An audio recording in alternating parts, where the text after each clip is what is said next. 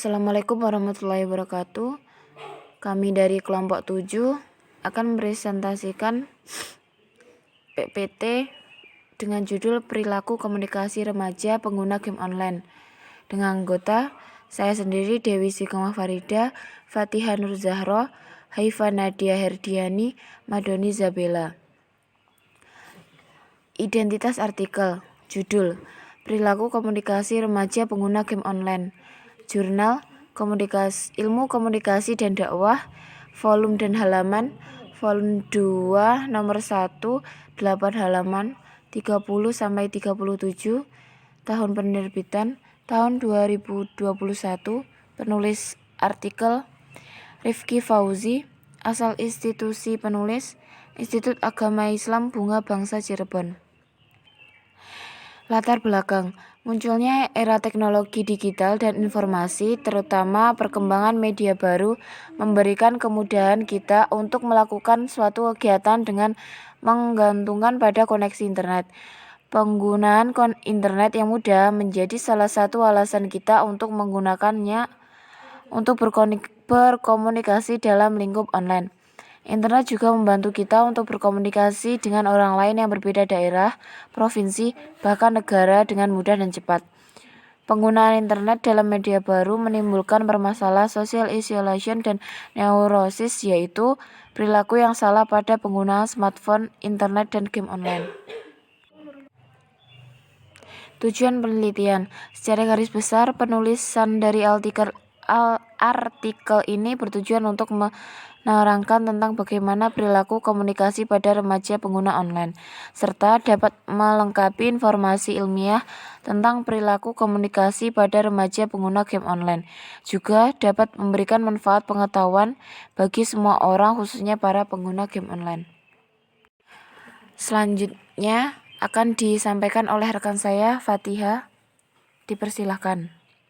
Saya akan melanjutkan presentasi dari teman saya, yaitu analisis pada bagian metode penelitian.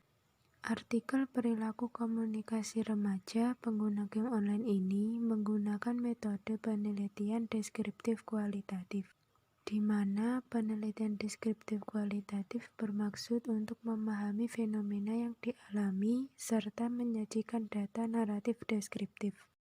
Sumber data yang menjadi rujukan dalam penelitian ini adalah sumber data primer dan sekunder. Selanjutnya yaitu analisis pada bagian hasil penelitian. Hasil penelitian yang pertama yaitu perilaku tidak terlepas dari hal-hal yang mempengaruhinya, seperti pengaruh situasi dalam menentukan perilaku manusia. Dalam game ini, tiap pemain akan dihadapkan pada situasi yang sama dalam sebuah pertandingan. Perilaku mereka akan dipengaruhi oleh situasi pertandingan. Perbedaan karakteristik personal para pemain yang pada akhirnya akan memberikan tanggapan atau perilaku yang berbeda terhadap situasi yang muncul dalam pertandingan. Perilaku komunikasi mengacu pada terjadinya perubahan sikap seperti pada tata bahasanya yang terkadang menggunakan bahasa gaul atau santai dan kasar. Poin kedua hasil penelitian yaitu banyak penyebab yang ditimbulkan dari kecanduan game online. Salah satunya karena gamer tidak akan pernah bisa menyelesaikan permainan sampai tuntas. Selain itu, karena sifat dasar manusia yang selalu ingin menjadi pemenang dan bangga semakin mahir akan sesuatu, termasuk sebuah permainan. Dalam game online, apabila poin bertambah, maka objek yang akan dimainkan akan semakin hebat. Dan kebanyakan orang senang sehingga menjadi pecandu. Penyebab lain yang dapat ditelusuri adalah kurangnya pengawasan dari orang tua dan pengaruh globalisasi dari teknologi yang memang tidak bisa dihindari. Selanjutnya yaitu analisis pada bagian pembahasan. Yang pertama yaitu perilaku komunikasi pengguna game online Mobile Legends. Tingkah laku individu dalam suatu kelompok merupakan kegiatan dan perbuatan yang dapat diukur dan diamati.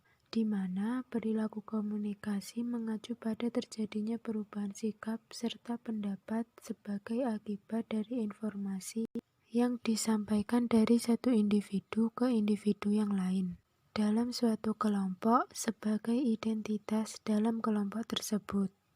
Perilaku tidak terlepas dari hal-hal yang mempengaruhinya, seperti pengaruh situasi dalam menentukan perilaku manusia. Dalam game ini, tiap pemain akan dihadapkan pada situasi yang sama dalam sebuah pertandingan. Perilaku mereka akan dipengaruhi oleh situasi pertandingan. Perbedaan karakteristik personal para pemain yang pada akhirnya akan memberikan tanggapan atau perilaku yang berbeda terhadap situasi yang muncul dalam pertandingan. Saya akan melanjutkan presentasi dari teman saya Fatihah. Lanjutan dari analisis pada bagian pembahasan yang poin selanjutnya yaitu pada bahasa gaul atau santai. Bahasa gaul pada umumnya digunakan sebagai sarana komunikasi antara seseorang dengan lawan bicaranya dan juga seseorang dengan kelompok lainnya yang dikatakan bahasa pergaulan atau juga bisa disebut bahasa sandi.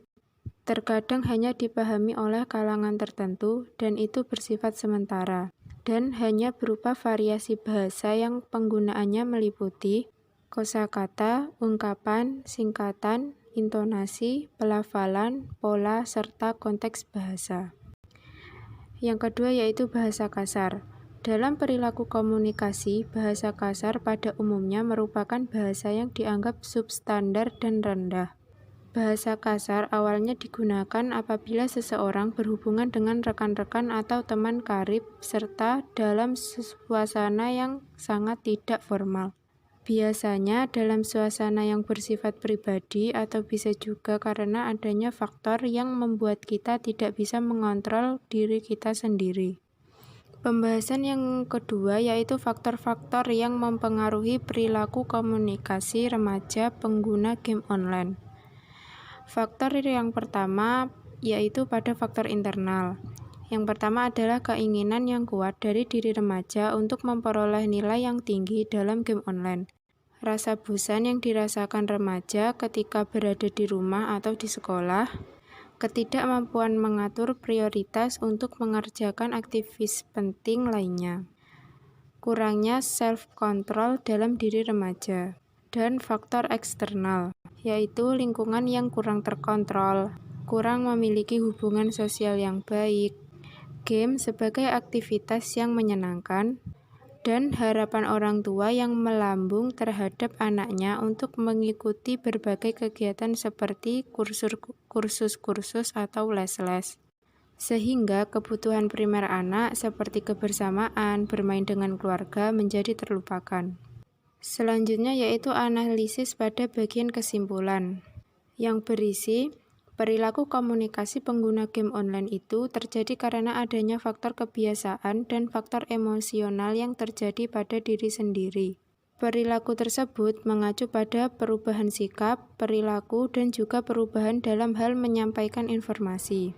Hal tersebut sudah menjadi kebiasaan mereka dari apa yang telah didapatkan khususnya dalam pengguna game online. Dalam hal menyampaikan pesan, khususnya pada situasi komunikasi yang positif maupun negatif yang mereka lakukan, menggunakan bahasa gaul dan bahasa kasar yang sudah menjadi istilah-istilah yang mereka pahami di lingkungannya dan digunakan sesuai dengan konsep yang didukungnya dalam bentuk ungkapan yang menjadi kosakata. Jadi, bahasa gaul dan bahasa kasar yang digunakan pengguna game online bisa dikatakan sebagai satu elemen yang penting dalam keseharian mereka. Khususnya dalam berkomunikasi baik, itu dilakukan secara langsung maupun tidak langsung. Dan terdapat 6 indikator faktor-faktor yang mempengaruhi perilaku komunikasi remaja pengguna game online. Antara berikut yaitu kurangnya perhatian dari orang-orang terdekat, depresi, kurang kontrol, kurang kegiatan, lingkungan, dan pola asuh. Selanjutnya saya akan melanjutkan penjelasan dari Mbak Haifa. yaitu tentang sistematika penulisan. Dalam artikel yang dikaji saat ini memiliki sistematika lengkap dan sesuai dengan sistematika penulisan artikel yang baik dan benar sesuai materi yang ada. Sebab, jika kita teliti, artikel ini sudah memenuhi persyaratan sistematika. Penulisan artikel seperti judul, identitas penulis, abstrak, kata kunci, pendahuluan, metode penelitian, hasil penelitian, dan pembahasan atau diskusi penutup, dan referensi atau daftar pustaka. Secara kebahasaan, terdapat banyak sekali kesalahan yang ditemukan peneliti dalam mereview artikel ini, yakni kesalahan dalam pengetikan dan bahasanya. Peneliti menemukan beberapa kata yang tidak sesuai dengan EYD atau typo dalam penulisan. Selain itu, juga terdapat penggunaan huruf miring yang kurang tepat dalam artikel. Adapun kesalahan-kesalahan tersebut bisa teman lihat sebagai berikut.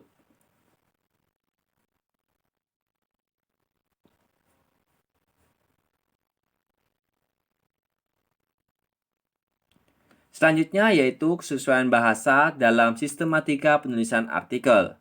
Setelah mencermati artikel ini, peneliti tidak menemukan keganjalan dalam pembahasan terkait sistematika penulisan. Semuanya sesuai dengan topik dalam sistematika penulisan, baik dari judul, identitas penulis, abstrak, kata kunci, pendahuluan, pembahasan, kesimpulan, serta daftar pustaka.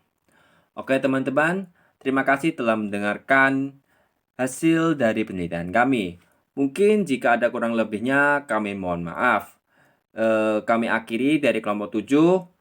Terima kasih. Wabillahi taufiq wal hidayah. Wassalamualaikum warahmatullahi wabarakatuh.